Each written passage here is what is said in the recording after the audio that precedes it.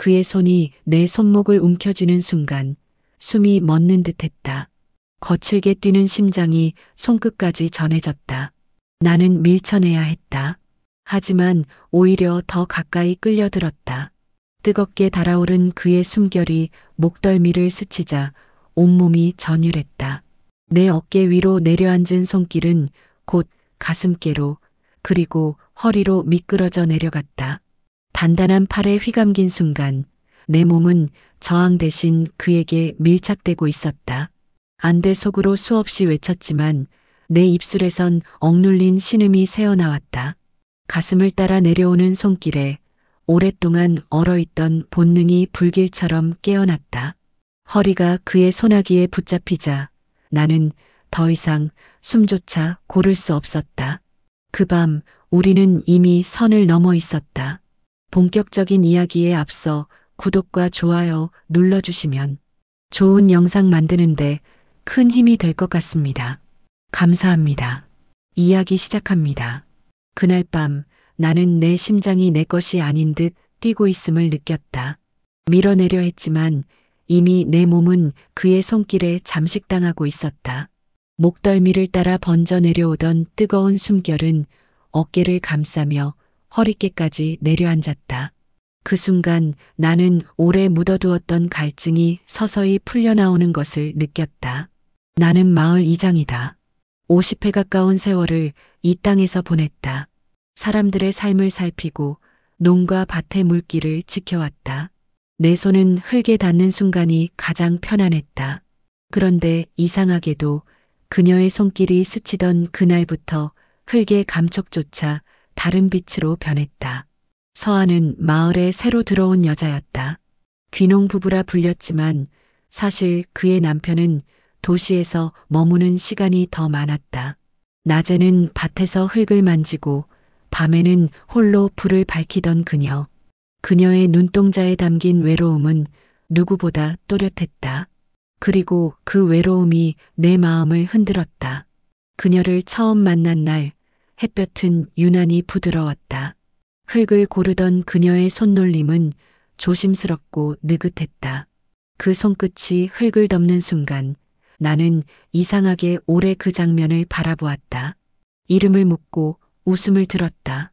그날 밤 나는 침대에 누워도 눈을 감을 수 없었다.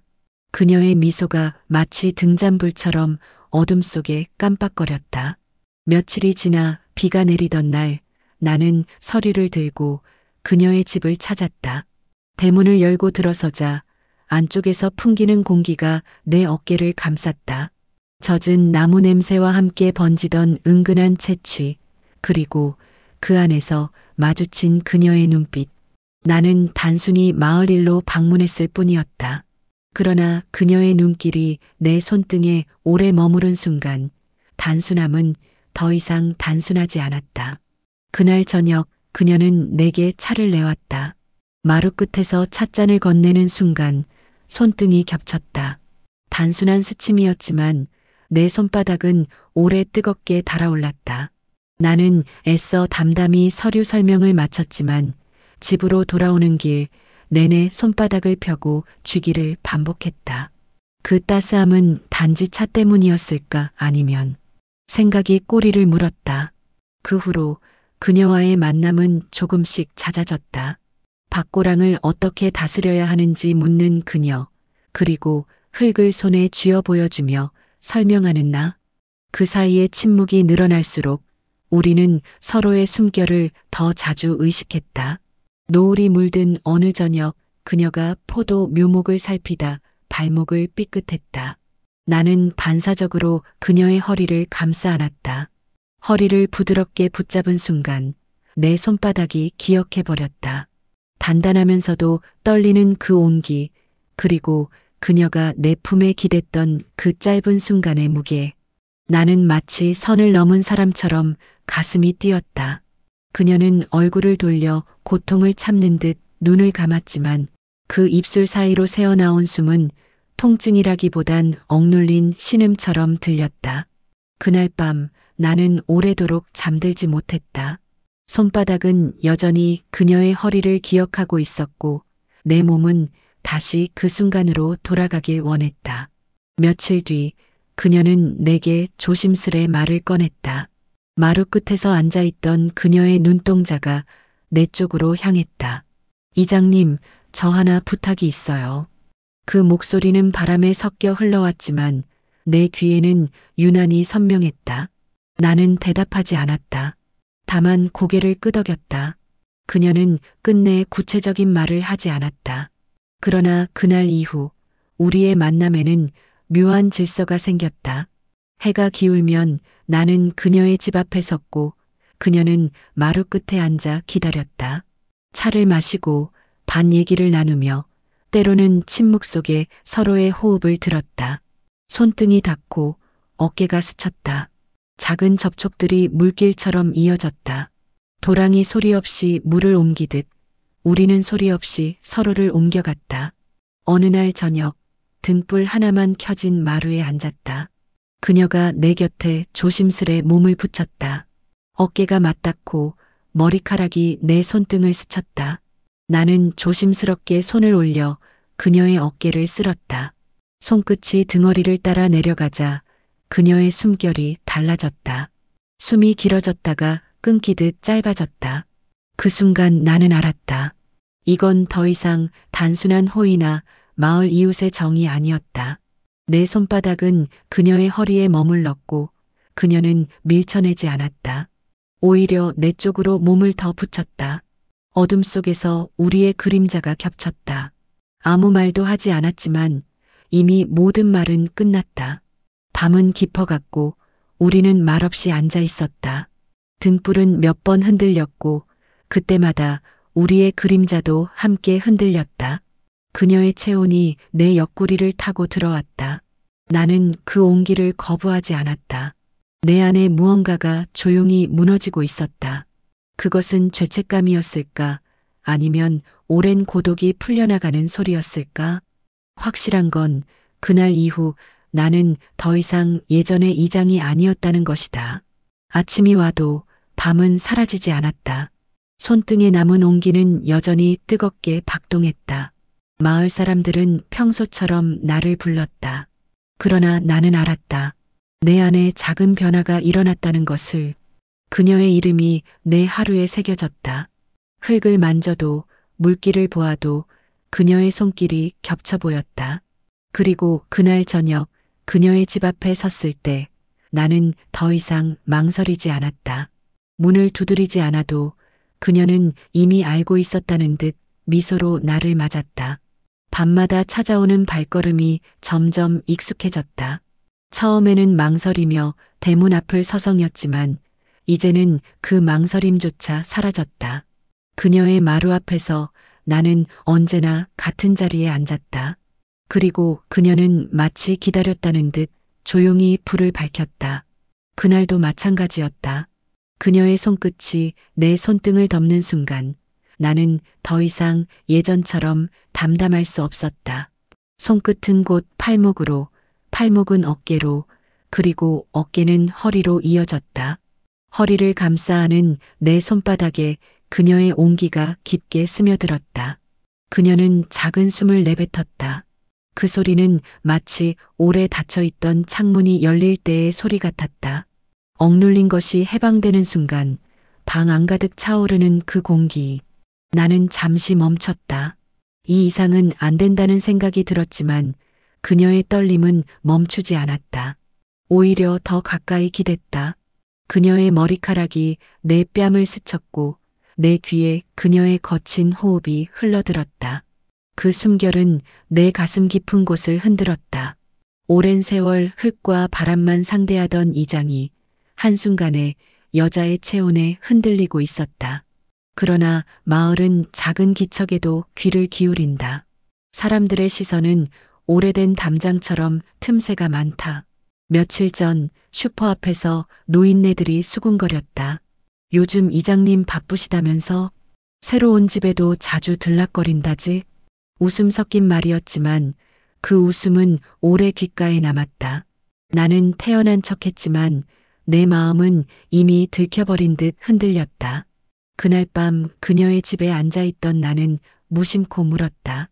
사람들이 뭐라 하면 괜찮겠습니까? 그녀는 잠시 침묵하더니 내 손을 잡아 허리께로 이끌었다. 그리고 아주 작은 목소리로 말했다. 이장님, 지금 중요한 건 사람들의 말이 아니에요. 그 순간 나는 알았다. 그녀가 원하는 건 체온이었다. 세상의 시선보다 더 절실히 필요했던 것은 밤마다 그녀의 곁을 지켜주는 나의 손길이었다. 우리는 점점 말을 줄였다. 대화 대신 손길과 숨소리가 서로의 마음을 대신했다. 그녀의 손이 내 가슴께에 닿을 때마다 나는 심장이 터질 듯 뛰는 것을 느꼈다. 그녀는 그 심장을 확인하듯 손바닥을 오래 올려두었다. 그리고 그 손길은 서서히 내려왔다. 가슴에서 옆구리로, 옆구리에서 허리로, 허리를 감싸는 순간 나는 더 이상 버티지 못하고 그녀를 끌어안았다. 그녀의 신음이 내 어깨를 적셨다. 억눌린 듯 짧고 거칠었지만 그 안에 섞인 해방의 떨림을 나는 알아챘다. 오랫동안 굳어있던 여자로서의 감각이 깨어나는 순간이었다. 내 손길은 그녀의 등을 따라 천천히 움직였다. 얇은 옷 너머로 전해지는 체온은 계절을 바꿀 만큼 뜨거웠다. 어느 날은 등불조차 켜지지 않았다. 우리는 어둠 속에서 서로를 찾았다. 눈으로 확인할 수 없었기에 손끝은 더더욱 솔직했다. 그녀의 숨이 내 목에 닿았고 나는 그 숨결을 따라 그녀의 어깨를 감쌌다. 그녀는 나를 밀쳐내지 않았다. 오히려 내 손길을 더 깊숙이 끌어들였다. 그 순간 나는 선을 넘고 있음을 알았다. 그러나 돌아갈 수 없었다. 이미 우리는 어둠 속에서 하나의 체온으로 섞여 있었다. 허리를 감싼 내 손은 그녀의 떨림을 느꼈고 그녀의 떨림은 내 몸 전체를 흔들었다. 숨소리와 심장소리만이 방 안을 채웠다. 그 방은 세상과 단절된 오직 우리만의 공간이었다. 아침이 오면 우리는 다시 각자의 자리로 돌아갔다. 나는 이장이었고 그녀는 귀농한 여인이었다. 그러나 낮의 모든 순간에도 나는 전날 밤의 체온을 잊을 수 없었다. 밭을 둘러보아도 논두렁을 걸어도 사람들과 마주 앉아 행정 얘기를 해도 손바닥에는 여전히 그녀의 허리가 남아 있었다. 그녀의 눈빛은 시장에서도 우체국 앞에서도 나를 향해 있었다. 우리는 아무 말도 하지 않았지만 이미 모든 것이 드러나 있었다. 그날 저녁 그녀는 내 손을 붙잡으며 속삭였다. 이장님, 오늘은 그냥 돌아가지 마세요. 그 목소리는 낮았지만 그 안에 담긴 떨림은 분명했다. 나는 대답하지 않았다. 대신 그녀의 손을 더 꽉 잡았다. 그 손을 따라 그녀의 집 안으로 들어섰을 때 문이 닫히며 세상의 모든 소리가 차단되었다. 그 순간 나는 알고 있었다. 이제 우리는 되돌아갈 수 없다는 것을. 그날 이후 우리는 밤마다 함께였다. 그녀의 숨결과 내 손길이 겹쳐질 때마다 세상은 멀어졌다. 하지만 낮이 되면 마을 사람들의 시선이 우리를 감쌌다. 우체국 앞에서 누군가 내 어깨를 툭 치며 말했다. 이장님, 요즘 더 젊어지셨네요. 웃음 섞인 농담이었지만 그 속내를 모를 리 없었다. 마을은 바람만 불어도 서로의 창문을 들여다보는 곳이었다. 나는 그녀의 집을 찾는 발걸음을 줄이려 했지만 밤이 되면 결국 그 길을 걸었다. 문 앞에 서면 그녀는 언제나 기다렸다는 듯 미소로 나를 맞았다. 그날 밤 그녀는 내 품에 몸을 깊이 기댔다. 사람들이 뭐라 해도 상관없어요. 저는 이장님이 필요해요. 그 말은 나를 더 깊은 구렁으로 끌어내렸다. 나는 그녀의 머리카락을 쓸며 숨이 닿는 거리에서 속삭였다. 당신 때문에 나는 더 이상 예전으로 돌아갈 수 없소. 어둠 속에서 우리는 점점 대담해졌다. 처음엔 손끝과 숨소리만으로도 가슴이 뛰었지만 시간이 갈수록 그 이상의 것을 갈망했다. 그녀의 몸이 내게 완전히 기댔을 때 나는 그녀의 허리를 움켜쥐고 더 가까이 끌어당겼다. 그녀의 가슴이 내 가슴에 닿았고 그 온기가 옷 너머로 전해졌다. 그녀는 억눌린 신음을 토하며 나를 더 강하게 끌어안았다. 이장님 멈추면 안 돼요. 그 목소리는 간절하면서도 떨리고 있었다. 나는 더 이상 머뭇거릴 이유가 없었다. 그녀의 허리를 감싸 쥔 손이 떨렸고 그녀의 숨결은 내 목을 적셨다. 그날 밤 우리는 더 이상 거리를 두지 않았다. 숨과 체온이 하나로 엉키며 선을 넘은 관계가 불꽃처럼 타올랐다. 그러나 동시에 마음 한켠에는 불안이 자라났다. 그녀의 남편이 언제 돌아올지 모른다는 두려움, 마을 사람들의 시선이 언제 우리를 덮칠지 모른다는 불안. 그 불안은 오히려 우리의 만남을 더 뜨겁게 만들었다. 금기는 언제나 불꽃을 키우는 법이었다. 여름이 다가오면서 마을은 수확 준비로 분주했다. 그러나 내 하루는 그녀와의 만남으로 채워졌다. 낮에는 이장으로서 사람들을 챙겼지만 밤에는 그녀의 품에서 모든 것을 잊었다. 어느 날 그녀는 내 품에 안겨 눈을 감은 채 속삭였다. 이장님, 제가 귀농을 결심한 이유 사실 남편 때문이 아니었어요. 나는 숨을 죽였다. 그녀는 천천히 말을 이었다. 그 사람은 늘 바빴고 저를 집에 두고 떠나기 일쑤였어요. 결국 저는 혼자라는 걸 견딜 수 없었어요. 그런데 이장님이 제 곁에 와주셨잖아요. 그 순간 나는 오래 눌러두었던 말을 꺼냈다. 나도 마찬가지요. 이 마을에서 사람들을 챙기며 살았지만 정작 내 마음은 늘 비어 있었소. 그런데 당신이 들어온 후 그 빈자리가 채워졌소. 우리는 서로를 끌어안았다. 허리를 붙잡은 내 손은 더 강해졌고 그녀의 손길은 내 가슴을 쓸며 내려왔다. 서로의 체온이 불안과 죄책감을 삼켜버렸다. 가을이 다가오자 그녀의 남편이 도시에서 돌아온다는 소식이 들려왔다. 순간 나는 모든 것이 무너질 것 같았다. 그러나 그녀는 내 손을 잡으며 말했다. 이장님, 저는 이제 제 마음을 숨기지 않을 거예요. 남편과는 이미 마음이 멀어졌어요. 앞으로 어떤 선택을 하든 저는 이장님 곁에 있고 싶어요. 나는 오래 침묵했다. 이장이란 이름은 책임과 도덕을 의미했다. 하지만 그 이름 뒤에 숨어 외로움에 떨며 살아온 것도 사실이었다. 나는 결국 그녀의 손을 꼭 잡았다. 좋소. 우리 오늘부터 천천히 가봅시다. 그녀는 미소 지었다.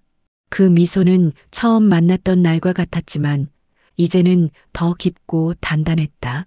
마을 사람들의 시선은 여전히 따가웠다. 그러나 나는 개의치 않았다. 그녀의 체온이 내 옆에 있는 한 어떤 시선도 우리를 꺾을 수 없었다. 밤이 찾아오자 우리는 다시 마루에 나란히 앉았다. 그녀의 머리카락이 내 어깨에 흘러내렸고 나는 조심스레 그녀의 허리를 감싸 안았다. 숨소리가 겹치며 금기의 밤은 또다시 시작되었다. 그리고 나는 알았다. 사랑이란 나이도 시선도 금기도 이길 수 없는 힘이라는 것을.